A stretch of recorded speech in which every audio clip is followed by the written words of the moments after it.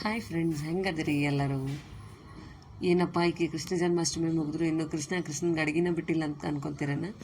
ಇಲ್ಲ, ನಾ ಮಾಡಿದ ಅಲಂಕಾರ ಹೆಂಗಾಗೈತೆ ಅಂತ ಒಂದು ರೌಂಡ್ ನೋಡ್ಕೊಂಬರೋಂಬರಿ. ಫಸ್ಟ್ ಈ ಥರ ರಂಗೋಲಿ ಮ್ಯಾಟ್ ಹಾಕಿ ಸುತ್ತಲೂ ವೈಟ್ ಕಲರ್ ಬಾರ್ಡರ್ ಹಾಕೀನಿ. ಆ್ಯಕ್ಚುಲಿ ಭಾಳ ಅರ್ಜೆಂಟಾಗಿ ಹಾಕಿದೆ, ಸೊ ಹಂಗಾಗಿದೆ, ನೀಟಾಗಿಲ್ಲ.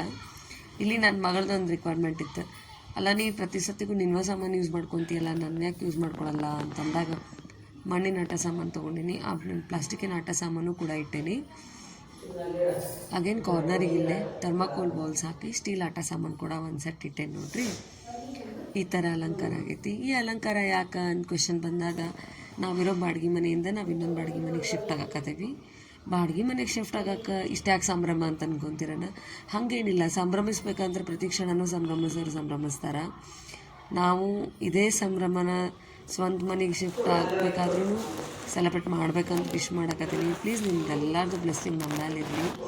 ನಿಮ್ಮ ಬ್ಲೆಸ್ಸಿಂಗ್ಸ್ ಇದ್ರೆ ಅತ್ಯಂತ ಜಲ್ದಿ ನಾವು ಸ್ವಂತ ಮನೆಗೆ ಹೋಗ್ತೀವಿ ಅಂತ ಹೇಳಿ ನಾನು ಅನ್ಕೊತೀನಿ. ಈ ಥರ ನಾವು ಹಾಲು ಉಗ್ಸೋ ಕಾರ್ಯಕ್ರಮ ಇಟ್ಕೊಂಡಿದ್ವಿ ಇವತ್ತು. ಈಗ ಉದ್ದಿನ ಕಡ್ಡಿ ಬೆಳಗ್ಗೆ ಈಗ ಹಾಲು ಉಕ್ಕಿಸ್ತೇವೆ ನೋಡ್ರಿ.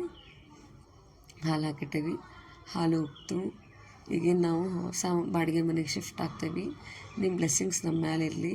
ಪ್ಲೀಸ್ ಈ ಚಾನಲನ್ನು ಲೈಕ್ ಮಾಡಿರಿ, ಶೇರ್ ಮಾಡಿರಿ, ಸಬ್ಸ್ಕ್ರೈಬ್ ಮಾಡಿರಿ. Thank you.